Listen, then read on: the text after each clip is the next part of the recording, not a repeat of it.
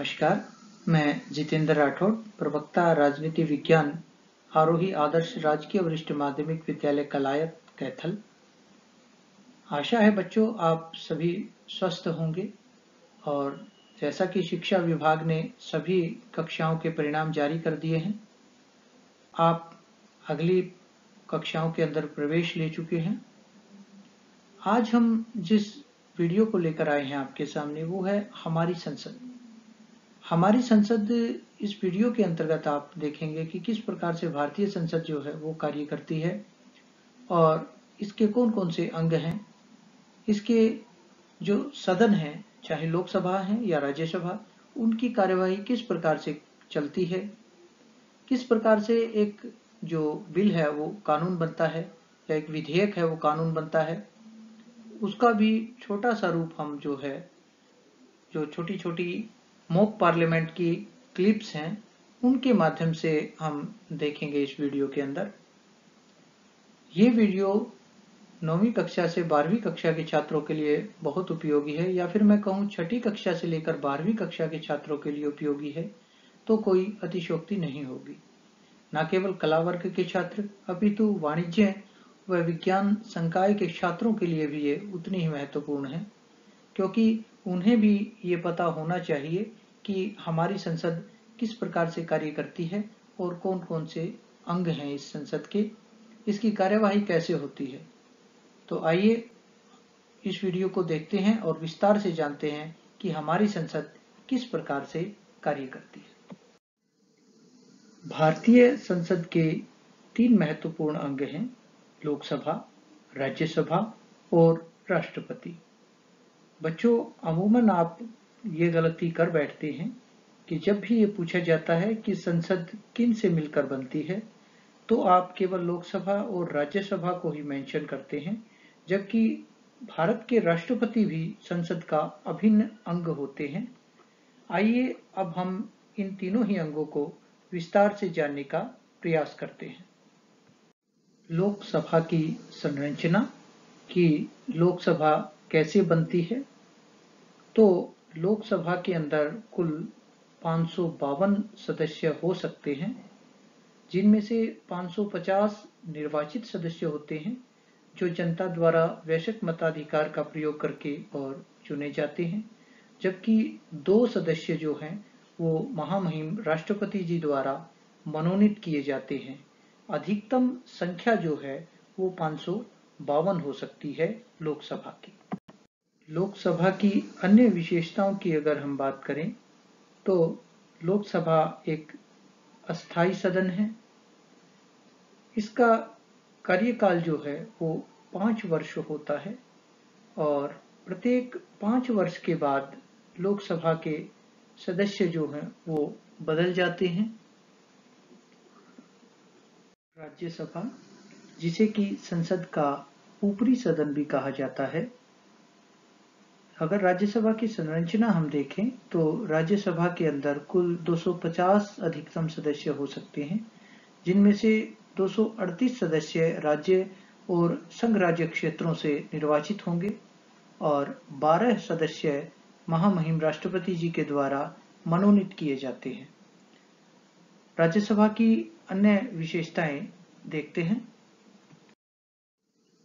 बच्चों, राज्यसभा एक स्थायी सदन है जो कभी भी भंग नहीं होता। संकट काल के दौरान हालांकि लोकसभा को भंग कर दिया जाता है, लेकिन राज्यसभा जो है वो नियमित रूप से चलता रहता है। इसके सदस्यों का जो कार्यकाल है वो 6 वर्ष होता है।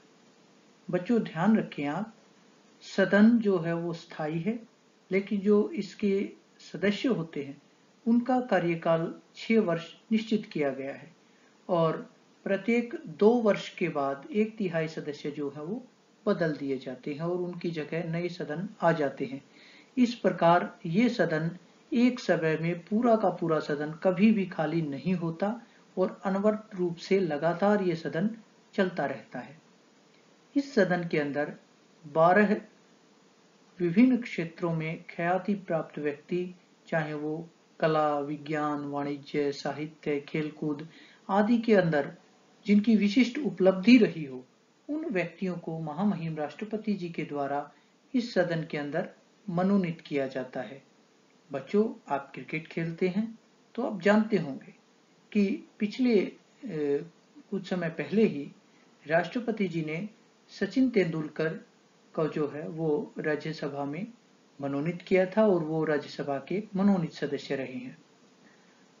सदस्यों का जो राज्यसभा के सदस्य हैं उनके चयन की बात करें तो उनका चुनाव अप्रत्यक्ष रूप से जनता के द्वारा किया जाता है। जनता के चुने हुए प्रतिनिधि जो है उनका चुनाव करते हैं। धन विधेयक पर राज्यसभा की शक्तियां सीमित होती हैं और धन विधेयक यदि लोकसभा से पास हो जाता है तो ऐसी स्थिति में राज्यसभा उसे मात्र 14 दिन ही रोक सकती है। उसके बाद विधेयक को पास समझा जाएगा। संसद के सत्र। बच्चों, आप आम समाचारों के अंदर या फिर विभिन्न पत्र पत्रिकाओं के माध्यम से ये सुनते होंगे या ये पढ़ते होंगे कि अमूमन तारीख से या अमूमन दिन से संसद का सत्र आरंभ होने वाला है। तो ये संसद के सत्र क्या होते हैं? संसद के सत्र जो हैं, संसद की बैठकें होती हैं जिनको हम 3 भागों में बांटते हैं। 3 प्रकार के सत्र जो हैं वो हमारी संसद के अंदर आयोजित होते हैं। बजट सत्र, जिसे सबसे लंबा सत्र कहा जाता है, ये फरवरी माह में अमूमन प्रारंभ होता है और मई तक चलता है। इसमें हमारे देश का बजट तैयार होता है। मानसून सत्र, जो कि जुलाई से सितंबर तक चलता है। शीतकालीन सत्र नवंबर से दिसंबर के बीच जो है वो अमूमन चलता है। बच्चों, एक विशिष्ट ध्यान रखें कि भारतीय संविधान के अंदर ये प्रावधान किया गया है कि संसद के 2 सत्रों के बीच 6 महीने से अधिक का समय नहीं बीतना चाहिए। तो इसके अलावा भी राष्ट्रपति अगर उचित समझे तो अगर कोई ऐसी स्थिति है तो ऐसी स्थिति में राष्ट्रपति संसद का कोई विशिष्ट सत्र भी बुला सकते हैं। बच्चों, अब हम हमारी भारतीय संसद की कार्यवाही के कुछ महत्वपूर्ण मदों से हम रूबरू होते हैं कि हमारे भारतीय संसद जो है, लोकसभा के सत्र किस प्रकार से आयोजित होते हैं, उनके अंदर किन किन प्रक्रियाओं का उल्लेख होता है। तो वैसे तो भारतीय जो संसद है उसके अंदर वैधिक रूप से 32 मद होते हैं कुल, लेकिन हम यहाँ कुछ महत्वपूर्ण मदों का ही चयन कर रहे हैं क्योंकि हमारा उद्देश्य ये है कि आपको संसद की जो प्रारंभिक एक कार्यवाही है उसके बारे में आपको जानकारी दी जाए। क्योंकि ये जो हम वीडियो तैयार कर रहे हैं, ये वीडियो न केवल 9वीं कक्षा के छात्र के लिए उतनी ही उपयुक्त है, अपितु 12वीं कक्षा के छात्र के लिए भी ये समान रूप से उपयुक्त वीडियो है। क्योंकि संसद जो है, और चाहे भले ही वो कला वर्ग का विद्यार्थी हो या फिर आपका कॉमर्स का हो या फिर साइंस का विद्यार्थी हो, आप सभी के लिए हमारी संसद को जानना बहुत जरूरी है। तो अब हम कुछ संसद के महत्वपूर्ण मदों की बात करेंगे। तो सबसे पहले आता है कोरम या गणपूर्ति। कोरम या गणपूर्ति क्या होती है कि संसद की बैठक चलने के लिए न्यूनतम संख्या, सामान्यतः संसद की जो कार्यवाही है उसको चलने के लिए जो सदस्यों की न्यूनतम संख्या होती है उसे कोरम कहा जाता है, गणपूर्ति कहा जाता है। भारतीय संविधान के अनुसार भारत में राज्यसभा या लोकसभा किसी भी सदन की कार्यवाही चलने के लिए कुल सदस्यों का स्वयं अध्यक्ष को मिलाकर और कम से कम 10% जो है वो मेंबर होने जरूरी हैं सदन को चलाने के लिए। तो इसे हम कोरम या गणपूर्ति कहते हैं। यानी कि अगर लोकसभा और राज्यसभा में से किसी भी सदन की कार्यवाही चलानी है तो उसके कुल सदस्यों का 10% होना जरूरी है, तभी संसद की कार्यवाही चल सकती है। प्रश्नकाल। संसद का पहला घंटा प्रश्नकाल के लिए होता है। ये संसद की कार्यवाही का महत्वपूर्ण मद होता है। इस दौरान सदस्य प्रश्न पूछते हैं और सामान्यतः मंत्री उत्तर देते हैं। आइए प्रश्नकाल को एक बच्चों की इस वीडियो के माध्यम से जानने का प्रयास करते हैं। प्रश्नकाल आरंभ होता है। प्रश्न संख्या 101 कुमारी नैन्सी।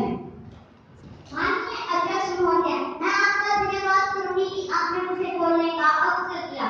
महोदय, मैं आपके माध्यम से जानना चाहूंगी कि भारत के कुछ राज्यों जैसे तमिलनाडु, आंध्र प्रदेश, महाराष्ट्र के साथ साथ पानी के मामले में संबंध राज्य गुजरात और फरीदाबाद जैसे शहर राष्ट्रों में आ गए हैं।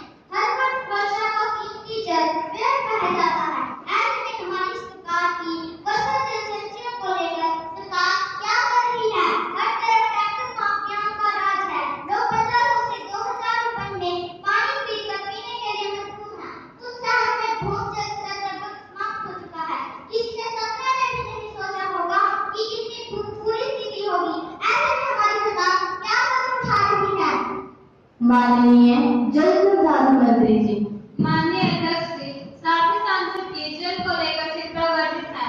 हमारे देश में पीने योग्य जल की कमी लगातार बढ़ती ही जा रही है। हमारी सरकार इस विषय को लेकर संजीदा है। इस वीडियो के माध्यम से आपने देखा कि किस प्रकार से सदस्यगण प्रश्न पूछते हैं और मंत्रियों के द्वारा उन प्रश्नों का उत्तर दिया जाता है। अब पूछे गए प्रश्न जो होते हैं वो 3 प्रकार के होते हैं। तारांकित प्रश्न, जिनका उत्तर मौखिक रूप से दिया जाता है और इसके बाद पूरक प्रश्न भी पूछे जाते हैं। दूसरे होते हैं अतारांकित प्रश्न। ये इस मामले में लिखित रिपोर्ट आवश्यक होती है और इसके बाद पूरक प्रश्न नहीं पूछा जाता। और तीसरी प्रकार के जो प्रश्न होते हैं वो होते हैं अल्प सूचना के प्रश्न। इनमें कम से कम 10 दिन का नोटिस देकर पूछा जाता है और इनका उत्तर भी मौखिक ही दिया जाता है। शून्यकाल। शून्यकाल प्रश्नकाल और कार्यक्रम तय करने के मध्य का समय होता है। संसदीय प्रक्रिया में यह नवसार भारत की ही देन है तथा यह वर्ष 1962 से जारी है। आपके लिए बहुत महत्वपूर्ण है बच्चों, क्योंकि शून्यकाल जो है वो भारतीय संसद ने ही इजाद किया था और पूरे विश्व में जो है भारतीय संसद ने ही शून्यकाल का उदाहरण प्रस्तुत किया और एक प्रक्रिया बनाई शून्यकाल, जिसके अंदर भी जो है वो महत्वपूर्ण प्रश्न जो हैं वो पूछे जा सकते हैं। आइए बच्चों की एक वीडियो के माध्यम से शून्यकाल और उसके दौरान पूछे जाने वाला प्रश्न को हम एक बार देख लेते हैं। अब शून्यकाल आरंभ होता है। कुमारी अनामिका जी।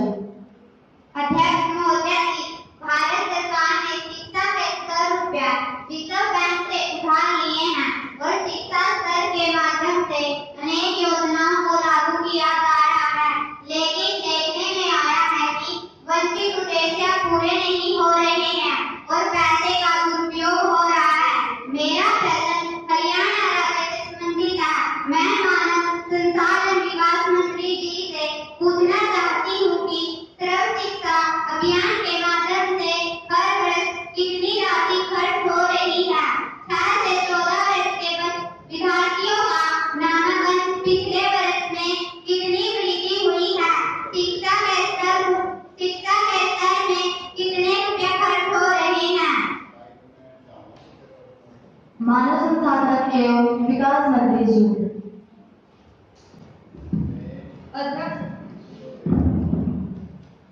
अध्यक्ष जी, सर्व शिक्षा अभियान के संदर्भ में हरियाणा राज्य के बारे में पूछे गए प्रश्न पर मैं बताना चाहूंगी कि युवा सांसद तथ्यों से अनभिज्ञ है।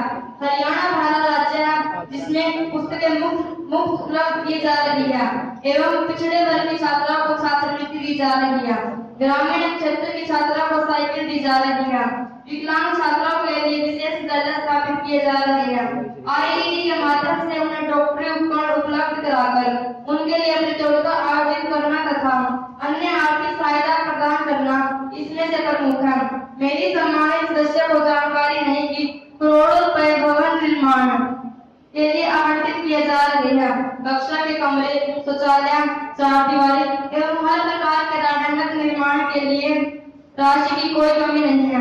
जहाँ तक नामांकन बढ़ाने की बात है, इससे पिछले वर्ष से 15% तक की वृद्धि हुई है। जहाँ तक गुणवत्ता का प्रश्न है, सरकारी विद्यालयों का परिणाम निजी विद्यालयों से किसी भी प्रकार से कम नहीं है। हिंदी भाषी राज्यों में हरियाणा पहला राज्य है जहाँ पहली कक्षा से अंग्रेजी लागू है। सरकारी विद्यालयों की प्रगति को देखकर कई ग्रामवासियों ने तो अपने गांव के सभी बच्चों के दाखिले सरकारी विद्यालयों में कराने का प्रण लिया है। आज हमारे सरकारी विद्यालय हर क्षेत्र में आगे हैं। आशा है मेरी साथ सदस्य मेरे उत्तर से संतुष्ट होंगे। कार्य स्थगन प्रस्ताव। यह किसी अविलंबनीय लोक महत्व के मामले पर सदन में चर्चा करने के लिए सदन की कार्यवाही को स्थगित करना या निरस्त करने का प्रस्ताव होता है। इसके लिए 50 सदस्यों का समर्थन आवश्यक है। यह प्रस्ताव लोकसभा एवं राज्यसभा दोनों में ही पेश किया जा सकता है और पीठासीन अधिकारी अगर उचित समझे तो प्रस्ताव की स्वीकृति दे सकते हैं, अन्यथा वो प्रस्ताव के ऊपर वोटिंग भी करा सकते हैं और वोटिंग के बाद वो चाहें तो स्थगन प्रस्ताव लाया जा सकता है अथवा स्थगन प्रस्ताव को निरस्त किया जा सकता है। आइए एक वीडियो के माध्यम से स्थगन प्रस्ताव के जानने का प्रयास करते हैं।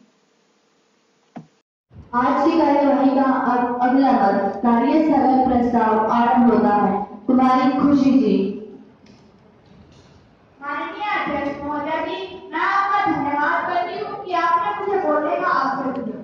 मैं आपके माध्यम से बताना चाहती हूँ कि देश में हो रहे किशोर अपराधों की संख्या लगातार बढ़ती जा रही है। हाल ही में हो रहे अपराधों में से 50% भूमिका किशोरों की ही है। किशोर किसी भी देश का भविष्य होते हैं। इनसे ही देश उन्नति और प्रगति की राह पर आगे बढ़ेगा। ये आंकड़े मामले की गंभीरता को दर्शाते हैं। किशोर अपराधों में नशा एक महत्वपूर्ण भूमिका निभा रहा है। पंजाब जैसे सम्राट राज्यों में नशा और किशोर अपराधों के अनेकों मामले आए हैं और अब नशे और अपराधों का चलन पंजाब और हरियाणा सहित पूरे भारत में फैल गया है। हमारा युवा वर्ग अंधकार में जा रहा है और हमारी सरकार कुंभ करने में सोई पड़ी है। अध्यक्ष महोदय, मेरी आपसे विनती है कि सभी प्रस्तावों को छोड़कर इस विषय पर चर्चा की जाए। आज सदन में और भी महत्वपूर्ण बिल पेश होने हैं। महोदय, मेरी आपसे विनती है कि इस विषय पर वोटिंग लगाई जाए। जो सदस्य कार्य स्थगन प्रस्ताव के समर्थन में हैं, कृपया अपने स्थान पर खड़े हों। प्रस्ताव अस्वीकार किया जाता है। महोदय, प्रस्ताव लाया जाना चाहिए। कृपया आप शांत रहिए और बैठ जाएं। कार्यवाही चलने दें। यह सरकार जन विरोधी सरकार है। यह सरकार विपक्ष की आवाज को दबाना चाहती है। यह तानाशाही सरकार है। तानाशाही नहीं चलेगी, नहीं चलेगी, नहीं चलेगी। तानाशाही नहीं चलेगी, नहीं चलेगी। कृपया आप कार्यवाही चलने दें। शांत रहिए और बैठ जाएं। स्थगन प्रस्ताव के बाद ध्यान आकर्षण प्रस्ताव। यह भी एक बहुत ही महत्वपूर्ण प्रक्रिया है हमारे संसद की कार्यवाही की और इस प्रस्ताव के द्वारा सदन का कोई सदस्य सदन के पीठासीन अधिकारी की अग्रिम अनुमति लेकर किसी मंत्री का ध्यान लोक महत्व के विषय की तरफ आकृष्ट कर सकता है। शून्यकाल की तरह ही संसदीय प्रक्रिया में यह भारतीय नवाचार है जो 1954 से अस्तित्व में है और इस प्रस्ताव के माध्यम से सदन का ध्यान आकृष्ट किया जाता है किसी ऐसे महत्वपूर्ण विषय की तरफ जिसकी तरफ ध्यान दिया जाना बहुत ही जरूरी है। आइए एक वीडियो के माध्यम से जानते हैं कि किस प्रकार ध्यान आकर्षण प्रस्ताव जो है वो लाया जाता है और इसकी क्या प्रक्रिया होती है। अब हम ध्यान आकर्षण ध्यानाकर्षण प्रस्ताव पर चर्चा करेंगे तुम्हारे काजल विपक्षी सांसद। माननीय अध्यक्ष महोदय जी, मैं आपका धन्यवाद करती हूँ कि आपने मुझे बोलने का मौका दिया।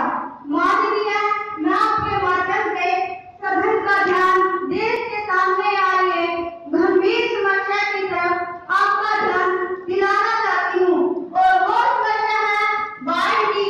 आज देश में चारों तरफ हाहाकार मचा हुआ है। हिमालय से लेकर केरल तक बाढ़ की चपेट में है। माननीय अध्यक्ष महोदय जी, दुनिया भर में बाढ़ से होने वाली मौतों में से 20% बाढ़ में होती है। विभिन्न राज्यों में आने वाली बाढ़ से सालाना 1.680 करोड़ रुपए की फसलें नष्ट हो जाती हैं और 12.40 लाख मकान क्षतिग्रस्त हो जाते हैं। केंद्रीय जल संसाधन मंत्रालय की रिपोर्ट में कहा गया है कि बीते 64 वर्षों के दौरान 2.02 लाख करोड़ रुपए की संपत्ति का नुकसान हुआ और 1.02 लाख करोड़ फसलों का। इसके अलावा बाढ़ से 25.6 लाख हेक्टेयर खेत भी नष्ट हो गए। उत्तर प्रदेश में बाढ़ का प्रकोप सबसे ज्यादा है और यहाँ बाढ़ व उससे संबंधित घटनाओं में 154 लोगों की मौत हो चुकी है। देश के 6 राज्यों में बाढ़ ने लाखों लोगों को बेघर बना दिया है। मैं सरकार का इस गंभीर समस्या की तरफ ध्यान दिलाते हुए सरकार से पूछना चाहती हूँ कि सरकार इस दिशा में क्या कदम उठा रही है। जल संसाधन मंत्री जी। माननीय अध्यक्ष जी, मैं आपके माध्यम से साथी सांसदों को बताना चाहूंगी कि बाढ़ एक प्राकृतिक आपदा है जिस पर हमारी सरकार का कोई बस नहीं चलता, लेकिन हम लोगों को राहत पहुंचाने के लिए हर संभव प्रयास कर रहे हैं। बाढ़ प्रभावित लोगों के लिए मुआवजा दिया जा रहा है। सभी राज्यों को विशेष एडवाइजरी जारी की गई। अब हम बात करते हैं विधायी कार्यों की या विधि निर्माण या कानून निर्माण की प्रक्रिया किस प्रकार से होती है। तो किस प्रकार से एक सदन के अंदर जो हमारा संसद है उसके अंदर कानून बनता है। कोई भी सामान्य विधेयक है वो लोकसभा या राज्यसभा किसी भी सदन में उसे पेश किया जा सकता है।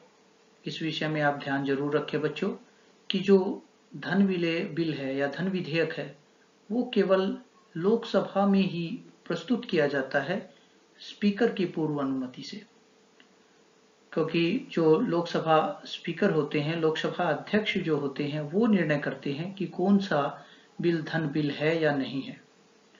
सामान्य जो विधेयक की हम बात करते हैं, किसी सामान्य कानून की बात करते हैं, तो वो संसद के दोनों ही सदन, लोकसभा या राज्यसभा, दोनों में से किसी में भी उसे पेश किया जा सकता है और वो बिल पेश होने से लेकर और पास होने तक क्रमशः प्रथम वाचन, द्वितीय वाचन, तृतीय वाचन और कमेटी की आवश्यकता या अवस्था और उसके बाद दूसरे सदन में जाता है। वहां पर भी यही प्रक्रिया चलती है।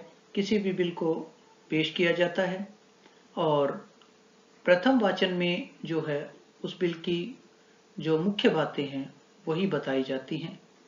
द्वितीय वाचन जो होता है इसके ऊपर, बिल के ऊपर काफी चर्चा होती है, बहस होती है और तृतीय वाचन जो होता है इसके अंदर उस बिल के ऊपर वोटिंग कराई जाती है। यदि बिल को पूर्ण बहुमत मिल जाता है या बहुमत मिल जाता है तो उस बिल को पास कर दिया जाता है और दूसरे सदन में भेज दिया जाता है। दूसरे सदन में भी यही प्रक्रिया अपनाई जाती है और तृतीय वाचन में वोटिंग के बाद उस बिल को जो है वो राष्ट्रपति की स्वीकृति के लिए भेज दिया जाता है। राष्ट्रपति जी अगर उस बिल के ऊपर सिग्नेचर कर देते हैं, साइन कर देते हैं, तो उस बिल को, वो बिल जो है वो नोटिफिकेशन जारी होता है भारतीय गजट में और उसके बाद वो कानून बन जाता है और समस्त भारत में वो लागू हो जाता है।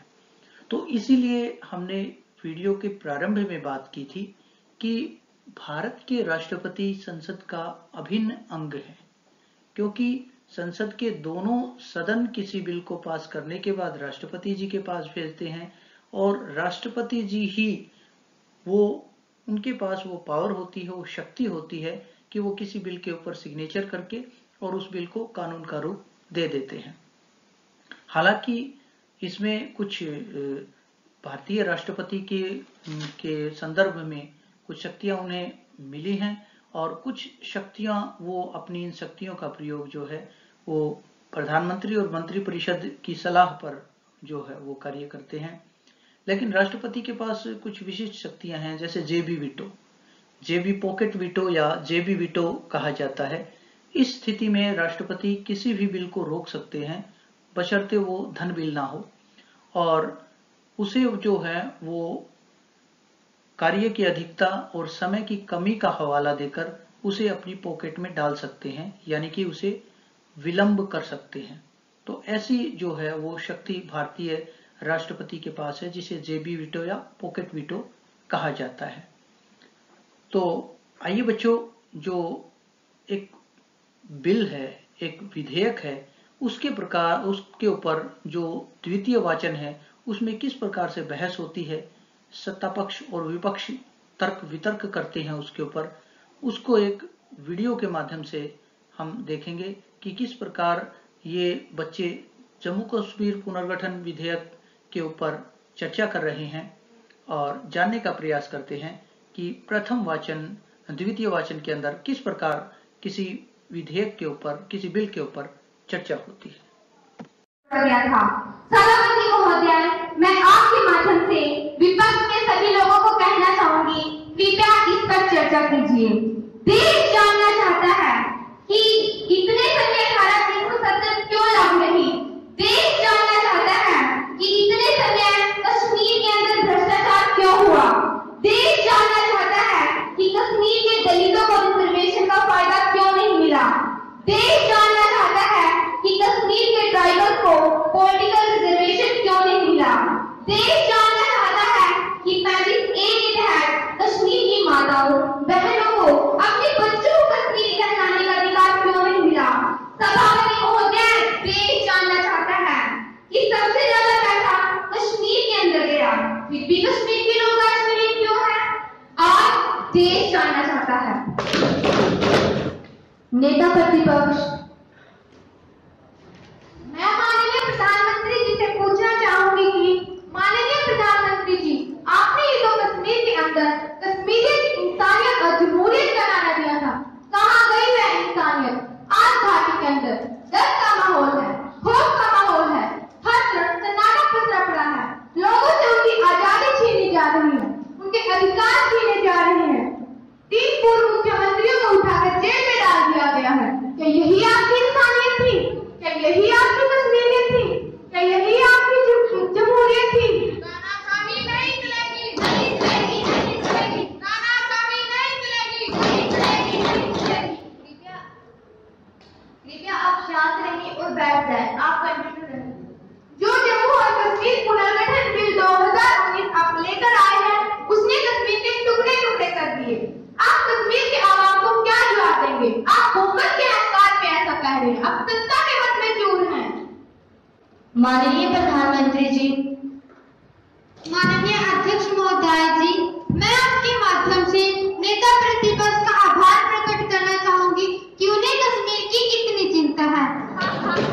अगर यही चिंता पिछले 70 साल से हुई होती तो आज कश्मीर के ये हालात न होते।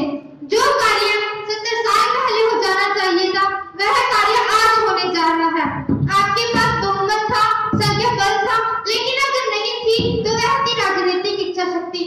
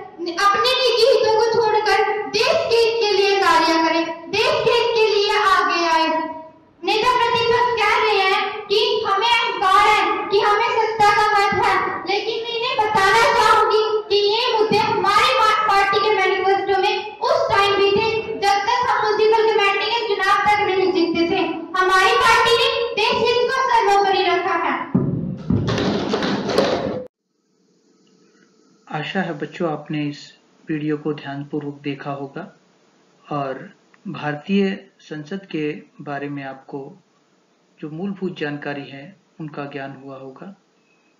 और साथ में आप अपने नोट्स भी जरूर बनाएं, क्योंकि विभिन्न प्रतियोगी परीक्षाओं में इसी प्रकार के जो प्रश्न जो आज हमने डिस्कस किए हैं इस वीडियो के अंदर वो पूछे जाते हैं। आपने बड़ी आत्मीयता के साथ इसे देखा, इसके लिए आपका बहुत बहुत धन्यवाद।